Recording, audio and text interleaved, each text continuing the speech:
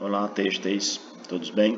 Aqui é o professor Gutenberg Cajuí. Vamos abordar nesta mini aula o conteúdo sobre fibras têxteis. Antes de começarmos a falar sobre o assunto, gostaria que vocês curtissem esse vídeo, tá?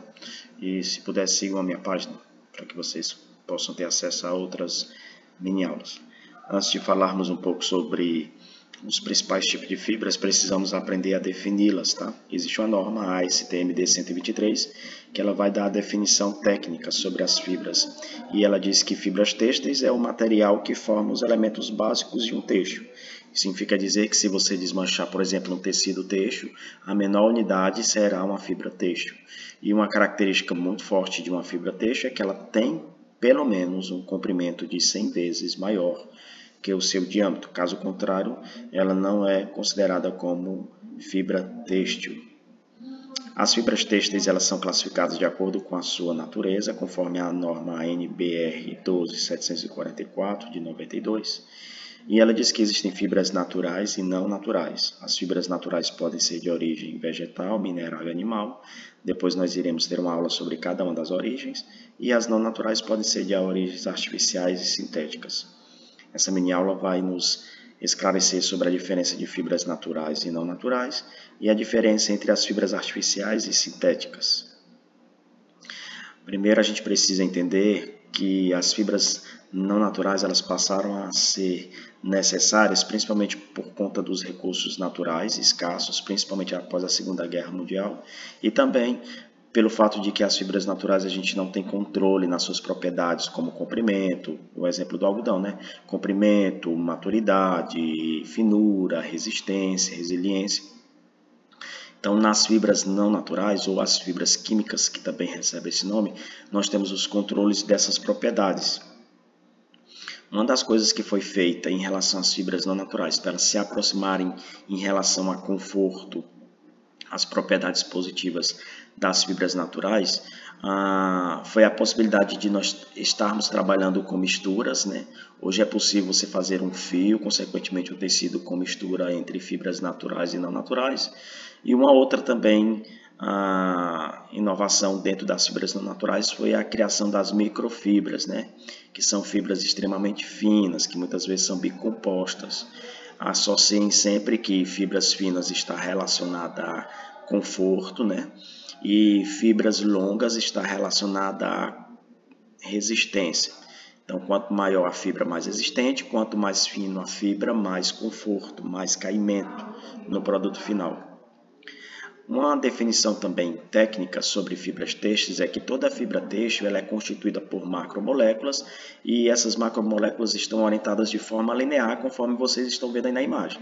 Um exemplo, o algodão, né? A gente tem a macromolécula da celulose, ela vem nessa forma aí, em forma de fila indiana, formando a espécie de pelinho, como a gente vê na forma de fibra. A diferença de uma fibra natural para as demais é que na fibra natural, a natureza me entrega a fibra pronta, ou seja, as macromoléculas na fibra natural elas já vêm orientadas de forma linear. Então, elas já vêm pronta a sua estrutura. O que eu posso fazer é melhorar a questão do brilho, do conforto, do caimento, mas a estrutura macromolecular já foi construída pela própria natureza. Uma diferença das fibras não naturais artificiais para a fibra natural é que, no caso das fibras não naturais artificiais, a macromolécula existe, mas ela não está em forma de linha indiana, ela não está orientada. Um exemplo, a celulose da viscose, por exemplo. A natureza já me entregou essa celulose, essa macromolécula, eu só vou precisar orientá-la. Então, isso seria uma fibra artificial. E a diferença, o que caracteriza uma fibra sintética é que ela nem tem a macromolécula, ou seja, eu ainda vou sintetizar essa macromolécula, e nem tampouco ela está orientada. Então essa seria a grande diferença entre uma fibra artificial e uma fibra sintética. É que na fibra sintética a gente cria tudo, né? Criamos a macromolécula para depois darmos início à estrutura de uma fibra. Além da classificação por sua natureza, as fibras também são classificadas de acordo com o seu comprimento. Existem fibras descontínuas, que são aquelas que são de tamanhos limitados, e existem fibras que têm um imenso comprimento, que são os filamentos contínuos. Vale ressaltar que dentro das fibras naturais, a única fibra que se apresenta em forma de filamento contínuo é a seda, né? Ela pode ter de 1 km até 2,5 km de comprimento, dependendo da espécie.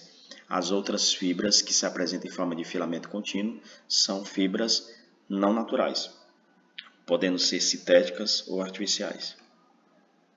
Uma das características das fibras descontínuas é que os fios feitos com elas têm, na sua essência, a necessidade de torção para uni-las e dar uma certa resistência, e também são fios que têm pilosidade, né, na sua superfície. Dependendo da tecnologia, essas pilosidades podem ser diminuídas ou ter um pouquinho mais de evidência.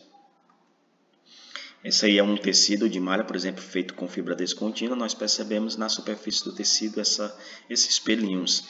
Esses pelinhos, dependendo do seu tamanho, do seu controle, eles não são de um todo ruim. Eles têm as suas características positivas. Por exemplo, os tecidos que são dotados com esses tipos de pelinhos, eles têm um pouco mais de conforto em relação ao toque na pele, né? Como se fosse um toque aveludado. São tecidos que têm menos brilho, é claro que se passar por um processo de beneficiamento pode melhorar, mas naturalmente, por ter pelinhos, tem menos brilho. E o outro filamento, outra fibra, seria o filamento contínuo, né? E as características dos tecidos feitos com esses filamentos contínuos são porque são tecidos que têm mais evidência de brilho, né? Então são tecidos mais brilhosos, tecidos mais resistentes. Então a gente percebe de uma forma muito clara a diferença entre um fio, um tecido feito com fibra descontínua e um tecido feito com um filamento contínuo. Cajuí, qual deles é o melhor? Não existe o melhor, existe a aplicação ideal.